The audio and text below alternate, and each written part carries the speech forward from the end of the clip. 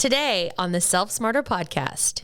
Our job is to speak to the human experience. That's right. But if we're not strong in our communication skills, right, or our compassion, or our ability to see things outside of ourselves, or accountability to other people, how are you going to do that in your work? Hi, we're Danelle and Megan, the hosts of this conversation-centric podcast for leaders seeking to be better every day. Whether you choose to be a leader in the workplace, at home, or in your community, we believe the most effective leaders are equipped to not only be self-starters, but self-smarter. Hello, and welcome to Self Smarter. I'm Megan, and today I'm in the driver's seat and here to introduce today's episode, which is part 2 of our conversation with our guest from last week, Michael McElroy. If you haven't listened to episode 65, which is part 1 with Michael, you may want to stop now and go back one episode to get caught up before we go any further, just to not spoil anything for you. As always, Danelle and I thank you for listening, and without further ado, let's pick up where we left off last week, shall we? I want to say thank you for teaching young people. First of all, your mother is a saint for teaching for 35 years. I mean, I think we don't thank teachers enough at any age, at any level. So thank you for your service, especially during COVID when that was, like you said, I don't know one teacher in my life that loved the pandemic. They all were brought to the brink of quitting, right? And not loving their job anymore. And so thank you for sticking it out. I'm curious about generations. We talked earlier about the generation now. They're very different than the generation then. What do you think about this generation in terms of them entering the workplace? How are they going to shake things up? Are they going to shake things up? Oh, yeah. I think there are a couple things. I have thought about this. I have theories. On the positive side, it's on both sides. The world is much bigger for them, right? Because of the internet and all that. So they see everything. So they see things in terms of knowing that they have to make it better. Right. They see things in ways that make them much more empathetic towards others and the harm that can be put on others. So they're much more conscious and much more open to people not being like them, right? And that people have the right to be who they are, right? At the same time, there are certain life skills that having such a large world has taken from them in terms of process-minded, kind of like musical theater, acting. It's a process-driven art form, right? But you're now raised in a time where everything is immediate. You hit a button, there's the answer. Everything is curated. And so you're looking at a social media platform where you see the beauty of what everybody wants you to see. But when you're working as an artist, there are lots of messy, bad mistakes and bad performances and bad rehearsals and things where you just try things and fail miserably that are a part of the growing process. That's take you to where you reach that product that has to be in front of someone. But even then, it has to continue to be reinvested in night after night after night, right? While your life may be going up and down personally, while things are going on, that's a part of the craft. And so I find with this generation, they're much more passionate about caring for each other and supporting each other. But I work hard in that first beginning part of teaching is to put the life skills into the teaching before we could even get to the artistic, right? What does it mean to build community? Because, for our generation, everything was social. Yeah. You were outside until the street lights went on. You had a new album or something. Everybody came over and listened to it. And whereas this generation is much more instant. You can sit in your room on your computer, even going out at the beginning of the school year to buy school clothes. It was everything was social. And so they are much more here online and on here. And so how do we teach them those skill sets of like what it means to build community with other people and have accountability for that? What does it mean to have accountability for your craft and what you bring into the space, Mm-hmm. right? How do we instill in you the joy of practice and take some of the pressure off of final product Right. when you've been raised on all these platforms that people literally curate for you, right? And they have that sense of that as well, but they also have a sense of all the things that our generation has gotten wrong. Right. Yes. And wanting Maybe the soft skills. Yeah. Some of the Well, yeah, so it's Seth Godin, who we follow explicitly. He calls it real skills. He's like, soft is not fair. Because if you have a technical skill or craft or whatever it may be, it's the real skill of knowing how to communicate multiple ways, listening, empathy. And I mean, we've had this conversation before too, because I was like, I saw that Mackie's training at NYU, she had the best training for her craft, but I was constantly asking, like, is there an opportunity for you to learn these other things? And she's like, it's by professor. Like, some professors focus on the real, she knows what real skills are because I talk about them all the time. Some do, but is it part of the curriculum? No, and it's not a dig at NYU because it's not anywhere. And so until we start to elevate those things as part of the learning process and not make people who are an artist take calculus, like that kind of, and again, it's, or whatever it may be, the wastefulness in our education system. And that's a whole rant of mine.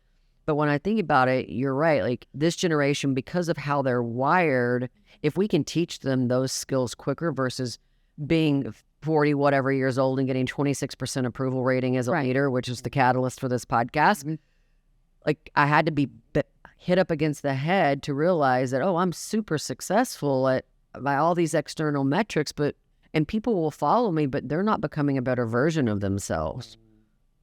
That was the game changer for me. But if we can teach these earlier in their 20s, and we did an episode with Mackie Payton, and I've had so many people comment that just through it's not like I set Mackie down. I was like, today we're going to learn about empathy. No, I didn't do that. But she watched me almost go through this transformation, and just by being exposed to it, the fact that I changed the way I communicated, I changed what I knew about, like, I can make some changes when I knew, self-knowledge precedes self-awareness. Sometimes we're like, I'm very self-aware. Not if you don't. Not knowledgeable, you're not. Right. So I think we really have an opportunity to elevate these things, and this generation will benefit the most from it, because I think they are lacking in some interpersonal skills because they haven't had to do it. Right. However, they do have this compassion and empathy because they see things that we just didn't see until later on. Like, we were supposed to, for whatever, you fill in the blank for whatever it is. And that makes me excited. Yes. Yeah. It makes me excited when, whether it's Cooper or any of the other, children in our lives, including my own, Mackie's asked me for 4 Enneagram codes in the last week. Now, they're $12. The kid's working. She could probably afford it herself if she, but the fact is she's giving it to people because she believes in the power of knowing yourself. And I think that's where she's found a lot of confidence in this I've never seen my kid less confident than she is as a young actor in New York City. She's confident about herself, but her craft, that's going to take some time, right? Only 10,000 hours can fix that. And breaks and other things that need to happen. And so I just find it to be our responsibility to accelerate those skills that are not going to be taught in our traditional school settings. It needs to be happening in the home. And I think you and I share that, and I know Megan has it too, is that I learned a lot of that from 4-H and going to church. I don't necessarily subscribe to a particular religion in that way. Now I'm very spiritual, but I still learned a lot of basics, and those programs just don't really exist anymore. Yeah. And I'd love to think that you're learning it from ballet or sports teams, or, the things that are more accessible to children these days. And I think there are lessons to be learned there. But I don't know about the skills that I think really make us good at whatever we decide to do, which is communication. Yes. Those types. We need to elevate that more. Hi, Self Smarter listeners. Did you know 61% of website users expect to find what they're looking for within 5 seconds of landing on your website? And that's just for starters. People in a position to buy largely use the internet to search for solutions, and if your website isn't able to deliver the information or guide the visitor quickly, odds are you're losing business. I want to encourage you to contact our web team ASAP to take advantage of our free website scorecard.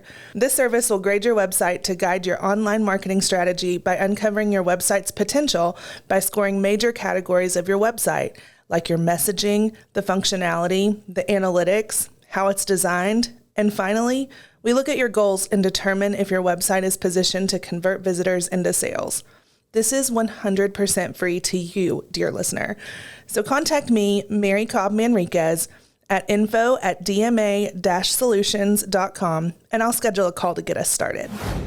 Well, that's what one of the ideas I have wherever I end up next is the first year, instead of the first semester having like an acting class, it's really about community. It's about building community. What are those skills that you're talking about? What does it mean to communicate? What does it mean? What is accountability to yourself and to your fellow classmates? What does that look like, right? What is empathy? What does that mean? What does it mean to celebrate the human experience? And then let's come up with, and we talk about it a lot, and this is something that you also mentioned, we do community agreements. So these are, at the end of that semester, let's come up with what our community agreements will be as we move forward in our training. God, that's beautiful, yeah. And that doesn't mean that they're set in stone. They'll evolve, but that we all have an understanding of how we're coming into the space and creating this community that we're building, and that we all have a responsibility to it. Because that's another thing, is I was raised in church to believe that I had a responsibility to something greater than myself, to people in service. Those things aren't really taught. Because the messages that are out there are that are much louder are the things that, the TV shows that I despise and the reality shows and the things that celebrate bad behavior and kind of, it's all about me. And we can, you're given like time on TV for hours every week to be about nothing. Like, you talking about yourself, it makes me crazy. And so instead of beating myself up against the head about it, I say, okay, well, what can we do to help support them? What can we do to help shift this and teach them what they don't know, so that it can then inform the kind of artists that they can fully step into their full potential as artists, right? And so that's something that I'm thinking about and building so that I can create what that looks like. Right. So that we can get about doing the thing we really want to do, but we can't do it if we've got these huge gaps, because we're supposed to be, our job is to speak to the human experience. That's right. But if we're not strong in our communication skills, right, or our compassion or our ability to see things outside of ourselves or accountability to other people, how are you going to do that in your work? Right. And so I feel like we do have to teach those things now, because we don't get them. It's really, I'm thinking about what you're saying. And it's, we worked so hard to rebuild a toxic culture that we had in our organization. And it took us a long time to do that. And because we were learning as we were going. And when I say toxic, it's like a lot of good people work there, but the behaviors that I was allowing as a leader were creating, toxicity in our workplace. And again, there's a lot more extreme versions than what we had, but in my opinion, any version of it is bad. And I do a lot of coaching now, and I'm coaching a lot of young people, and some of it's structured and some of it's not, but it's like literally I'm finding myself teaching how to ask a good question. Like, it's probably one of the biggest things that they were like, I don't know what to say. I don't know how to get to know. I go, then don't walk up and, and I'm literally teaching them how the art of asking a question. We did a whole episode on the art of asking for an exception, which started with Mackie Payton turning into a teenager wanting to stay out later than her curfew. I was like, sister, if you want a yes out of me, Mm-hmm. here's how you approach a yes. Like if you want to go for a yes, I'm not saying you're going to get one, Mm-hmm. but you need to so I was like, think back on those moments, and I was like, that's the stuff that we need to be teaching, helping. Like we have a whole episode on trust. Like what does how do you foster trust with someone that you don't know? Mm-hmm. Where does that start? And we have a formula for it that we figured out for ourselves so that we could teach people quicker where trust comes from. Right. I never thought I'd be in this seat as a founder and CEO teaching about these things until I saw it transform our little community, which was our company, teaching those things. It wasn't accelerate what they know about marketing that really made a huge difference in our company. It was these types of things and me learning it myself. Yeah. And then teaching it along the way. So I'm anxious to hear what you do with that because if whatever we can do to support you, Michael, I hope we're not far of a phone call away to support you in that endeavor because that's very important. So it's exciting. I'm going to be reaching out because Good. really figuring out what are those core things that really set people up to really be their fullest selves in their work. And I don't think that those are different in business or in They're not. whatever. There Culture. are core values, yes, that used to be built into our culture, into our social values that don't really seem to be. And it's not that our young people aren't good people; they are. They're fantastic people. But there's certain things that were built in that we just don't have anymore. And so I want them to have them. And even in things like, I remember. My mom would always say, if I was out somewhere, fix your face. That was a big thing. Did you ever get that? Fix your face. Oh, we're from Texas. Yeah. We're from Texas. Never my mom. Fix your face, right? And That looks like you've got a nasty look and you better straighten it out. Like, look grateful. yeah. Yeah. And when I was teaching, I saw a huge shift within like 2 years. And I thought, oh my God, I'm a horrible teacher because they would all look like they were bored. And finally I said, what is going on? And they were just like, no, we're good. But they hadn't been raised with that kind of understanding that there is a social contract, right? Yeah. That whether it is true or not, I am to appear to be interested in what you're saying. But there was an active kind of engagement. And for them, once again, because you haven't been socialized in many ways, and then COVID also affected that, that they're getting it, and they're receiving it, but they don't have that social contract, right? They don't. And it took me a while to go, how's this going? Are we doing okay? We call it crickets. Yeah. Yeah. And I used to get it all the time. And then we figured out a way to figure out what was happening there. And a lot of the times it was, in my instance, and I know this is probably not the case with you, it's like I was talking up here to people that...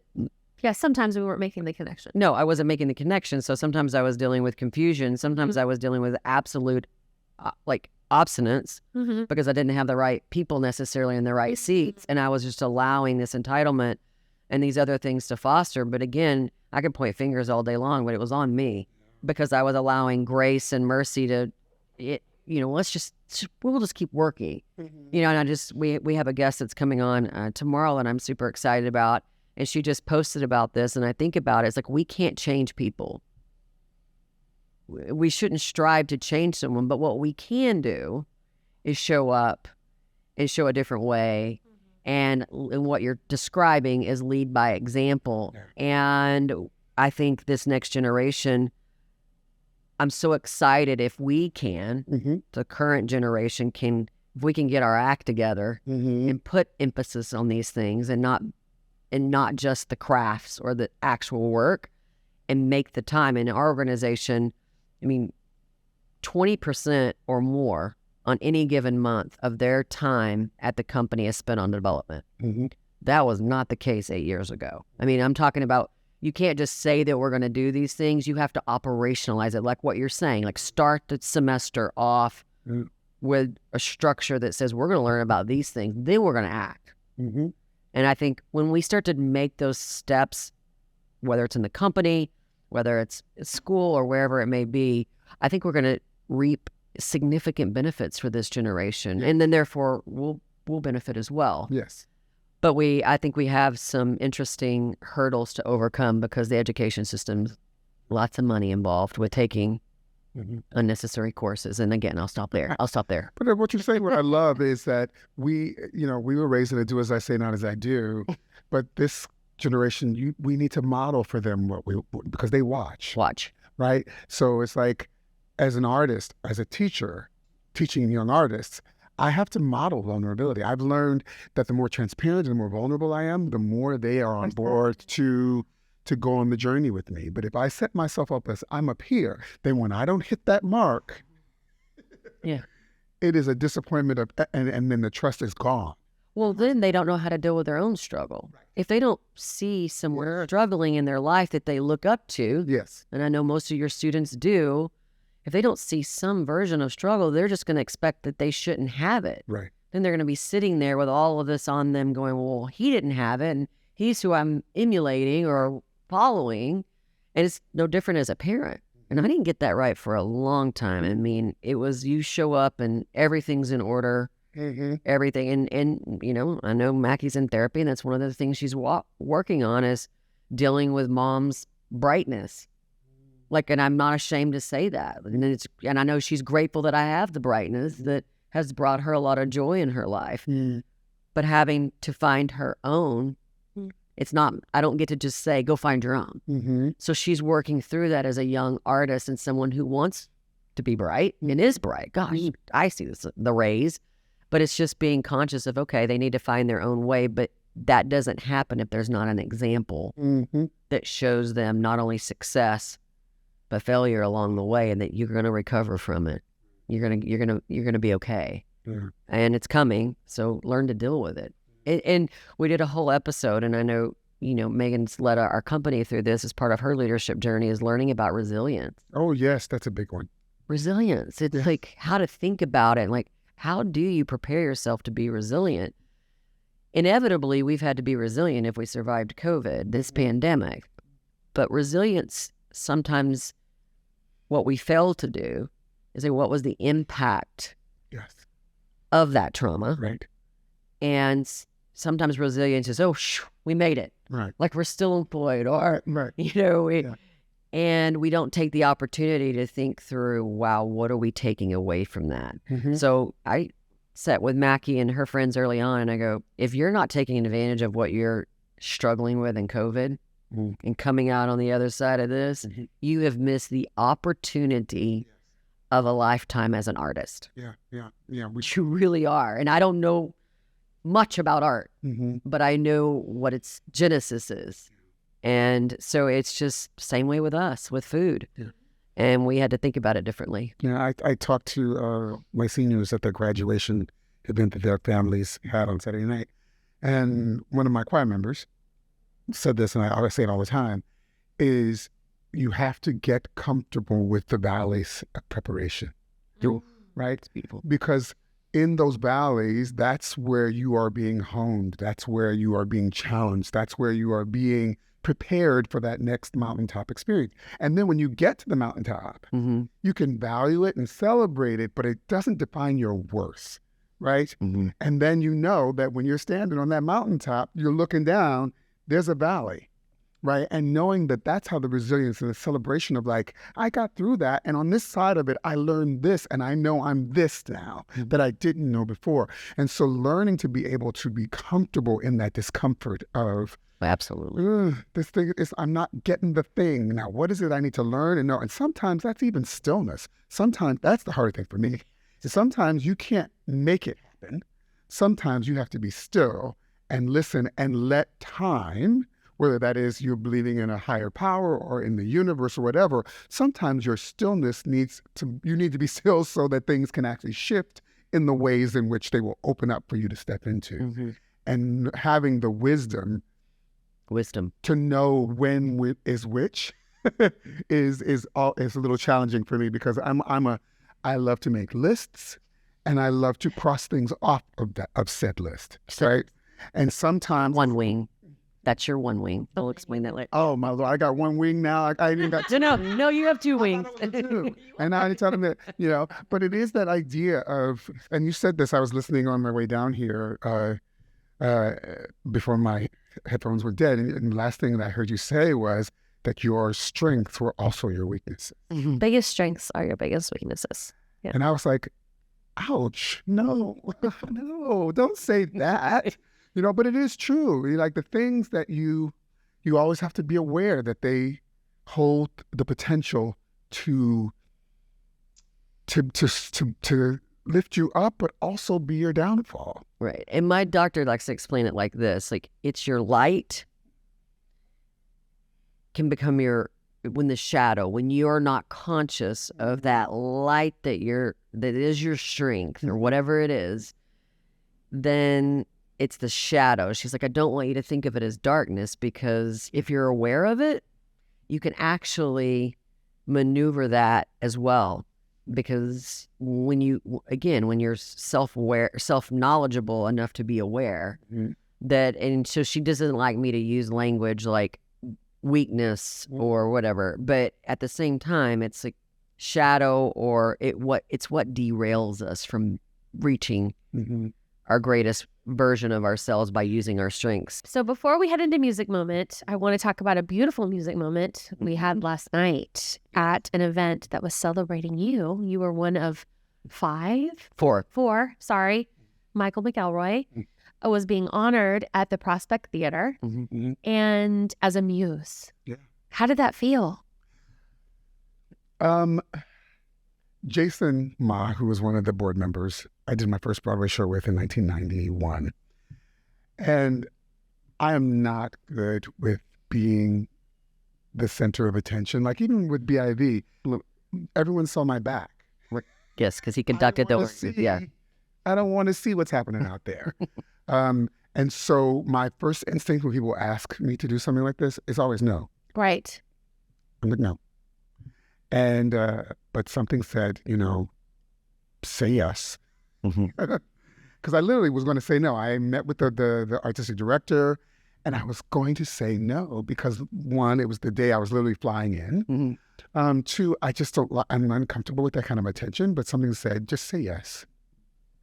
And I said yes. And then I said, okay, well, if I'm going to do this, I'm going to have my table. I'm going to have my table of fun people. And so I gave them the list. I said, these are the people that I want. Reach out to them. And everybody said yes. And I was able to celebrate Prospect Theater Company, which I really do believe in their mission. Oh, it's beautiful. New works by new artists, musical theater artists, but also to have that with people that were special to me. And then Dell and the tribute, and Leslie said yes, because I know Leslie since he was 17. And he's referring to Leslie Odom Jr., Aaron Burr, and the original Hamilton, just a little name dropping. Yeah. And Renee Goldsberry was supposed to introduce me, but she got stuck on the set of her TV show. But she was also 4 years behind me at Carnegie Mellon. Okay. And then, so we had that connection, and we're neighbors in Harlem. And so it was just, if I'm going to do this, I want it to be special, not because of me, but because of the people that I get to have the moment. Well, that's neat. It was just beautiful. I mean, the performances and the celebration, and we got to see some of your music, Leslie, and what was the beautiful... Abraham. Oh my gosh, gorgeous. They sang one of your original arrangements. Yeah. Edelweiss. From Sound of Music. Yeah, it was gorgeous, and everything about last night was just special, and it was just nice to hear. I like that they positioned it as a muse. I do too. That means that your impact obviously has been made, but that it's going to continue into the next generations, and that was just beautifully laid out. So kudos to the Prospect Theater, and I think they're coming up on 25 years, so they've been around for a while, and we're going to learn more about their mission, and because I like that they're supporting new works, and I appreciate their position on diversity too, and what they're trying to do. But the other honorees as well filled our hearts. Obviously we went there for you, but it was just nice to hear about the other three that were honored, and that was just a special experience. So I do want to talk, though, about, a lot of people. Oh, Lord. I know who this is. Here we go. I want this to be on record. So Michael mentioned that the opening of the Little Island, and if you're not familiar with that in New York City, it's an incredible space in this city, and the vision behind it to me is just incredible. But it's an art space, and so it has this a large amphitheater, but these smaller spaces, and there's artists in residence, which you are. Mm-hmm. So the first concert in the amphitheater was in August of 2021. And so like Michael said, COVID was still lurking. Mm-hmm. The mask situation was still over our heads, and we were having to deal with that. But the concert happened, and it was a 2-night show. And our listeners know I have these musical people that I crush on. Like, I can't help it. And Jennifer Nettles is one of them. Okay. And it's not why we're friends. Our friendship is not based on Jennifer Nettles. However, Yes. and the night where the two show concert that was honoring Michael, and he was conducting the artist, and it was just beautiful, and it was outdoors, and the weather, it was just so cool. Well, Jennifer performed. Mm-hmm. Well, after Jennifer performed, I was there with Mackie and Drew, and we were honored to be on the list, and we walk out. Well, out of my right eye, I catch Jennifer Nettles going to get, I guess, her handbag she was up in the stands now. Mm-hmm.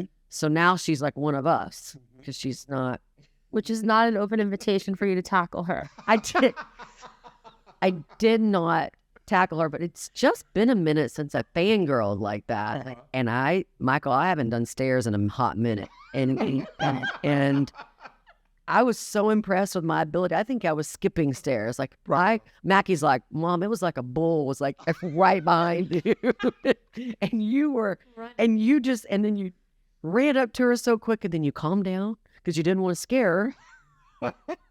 And I said, but she was so nice to me. She goes, probably because you'd practice your pitch so well. And once you caught your breath, then I went into full 4-H mode, because I knew how to pull that string on the heart, because she's a huge supporter of 4-H.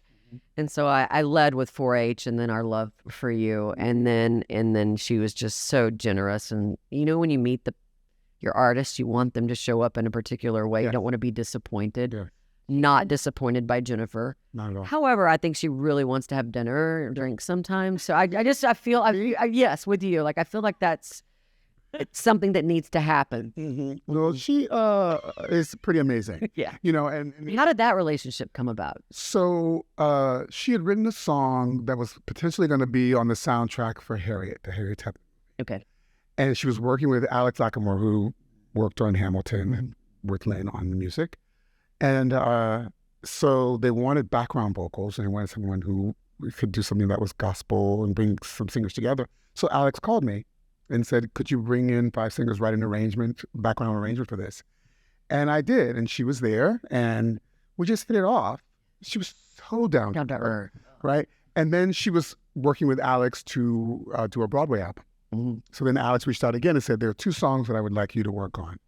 One with your writing partner to create the arrangement of Oh, What a Beautiful Morning. And the other was Sit On Your Rock in the Boat to write this vocal arrangement. And then I want your choir to record it.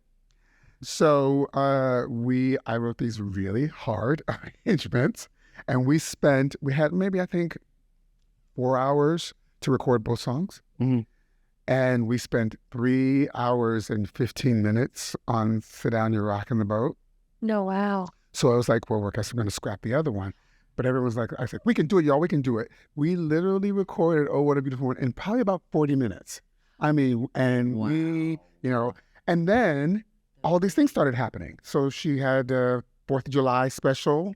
She had singing at the White House for the 4th of July picnic. And then she toured. And so last year, we toured with her. We did town hall concert, and then we went to, I want to say Virginia, and got on a tour bus and toured with her and did a few gigs with her. I also flew down to Tennessee and did 2 TV show appearances with her.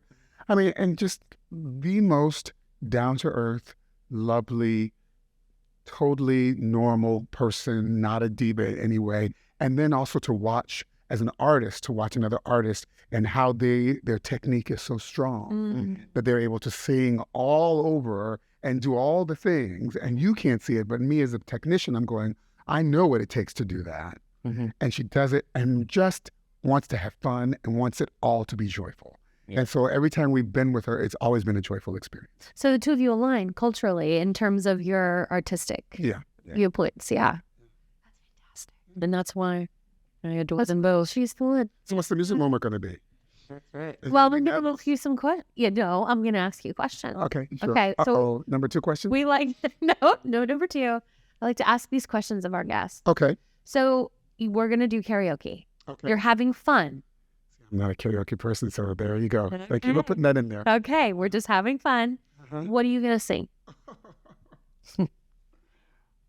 You know what's so funny? As you were saying that, the song that came into my head, and I don't know why, was I Will Survive. I don't know why. Great karaoke Karaoke song. song. Yes. Right. But if you've never seen it, go on YouTube and watch Gladys Knight's version of it. Okay. It's a ballad. Because And it is I love Gladys Knight. We'll put all those links in the show notes. it's brilliant. I mean, it is a masterclass in taking a song, and just in the way that you do it, it reveals a whole different meaning to it, and then it goes into the up-tempo. Right. But I Will Survive came in my head. I don't know why. Okay. Yeah. So that would be your first song. Would you have a second? We Are the Champions. Oh, I love that. Great. Like stadium. Like stadium song. All right. Big. Power ballad. Power ballad. Yeah. Okay. Yes. Okay. What's something you love? Do you like to sail? Do you like to be on the water? Do you like to, something where you just feel free? I like to cook. Okay. What are you listening to when you're cooking? Usually it's gospel music or musical theater. So mostly gospel music. Okay. Is there anything in particular that comes to mind? Any song that really gets you chopping? Or dancing in your kitchen? I'm thinking, oh, wow. There's a song called I Wouldn't Know, and I think it's Jonathan Nelson, but it's got a groove to it. I play mostly all gospel music and musical theater. That's all I listen to. But there is a new artist. She just won the Grammy. What is her name? Oh, Samara. Samara Joy. Listen to. Yeah. And I love her, so I listen to her a lot. Her. And there's another one that's really, she's more jazz, more new jazz, and I'll think of her name after this when I look at my iPod, and I listen to her a lot. But I've been on this big kick lately going old school. So I listen to a lot of Nancy Wilson, Shirley Horn, Sarah Vaughan. So I live in that world a little bit. I like older music when I'm cooking. I don't know why. And it can be R&B, it can be French music. Yeah. It takes me back. Yeah. Almost to a time I was not there, but I love it anyway. Yeah. So good. So if you could, and I don't know if the right word is, I don't know if it's produce or direct or whatever, one musical, a revival of something, if you could oversee it, whatever your role is, what would it be? Oh my God. Because you're such a student of the art Yeah. form. But once again, this is a part of my leaving the past behind, but I don't know when, it would have to be, yes, Sunny in the Park. Sunny in the Park with George. Feeling them.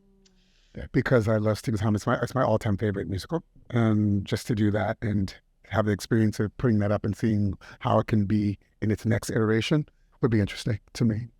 I love that music. I didn't even know that show, but Mackie would talk about how that was your favorite and then how Sweeney Todd was Kent Gash's favorite. Yes. So, Yeah. and she would quote stuff from those shows. Yes. Yeah, that's good. All right. All right. Well, we'll bring our podcast today to a close. Thank you so much for being here. Thank you. Michael, it means a lot. Just you sharing a special evening with us last night and coming onto the podcast. And we just can't wait to see what's next in store for you. And we would love to be a part of. Oh, you will. Okay. Oh, you shouldn't have said it. But also the last time, we were talking at one of our mini lunches, and I was like, well, if you mean it, let me connect you with somebody, and because you have so much to offer, and I'm finally getting comfortable with putting myself out there in terms of what's next for myself as well. So I feel very blessed to be in this position, and I want to work with amazing people, whatever that work is, in quotes. So I keep working quotes. Did you ever see yourself moving to New York City? Never. No, I mean, even when Mackie was here, no, that was I was either going to go to the West Coast or East Coast, and I'm so glad I chose New York City, not to throw shade out LA's way, but the thought of being in a car, and I'm so free here. Yes. and I've learned, I figured out stuff, and I know, but I'm really glad I made this decision, and I'm finding so much beauty and joy and lessons. Mm-hmm. So yeah. Yeah. So I look forward to hanging out with you this summer. Oh yes, we're gonna do some stuff. We're gonna do some We're stuff. gonna do some stuff. We're gonna do some things. And we all want to see pictures of that. Some of those things won't be pictured. There will be no cameras. Things will not be Some things won't be pictured. okay. And it's- Well, just send us the G-rated thing. Yeah. Or lunches. I don't know. Yeah. Easy thing. Easy things. Okay. Loving your lives in New York. Okay. All right. So, listeners, remember, we're going to put some links in the show notes, especially to Michael's page and Broadway Inspirational Voices and Prospect Theater. We've got a lot of things to share with you today. And remember to tell a friend. Please tell them about Michael. He loves love. It's an Enneagram too. He hates it when I do that. But until next week, we send you into the week with grateful hearts. Goodbye, everyone. As always, you can connect with us on Instagram and Facebook at Self Smarter Podcasts. You can also leave a rating or review if you enjoyed what you heard today. Not only does this mean so much to us, but it also helps other leaders and future leaders find our community. Thank you for taking time out of your day to join us in becoming Self Smarter. This podcast is produced by Snacks Media, and music is from a free platform. Well, that is until Brandy Carlisle reaches out to us to write the original score for our podcast. Friends, have a great rest of your day.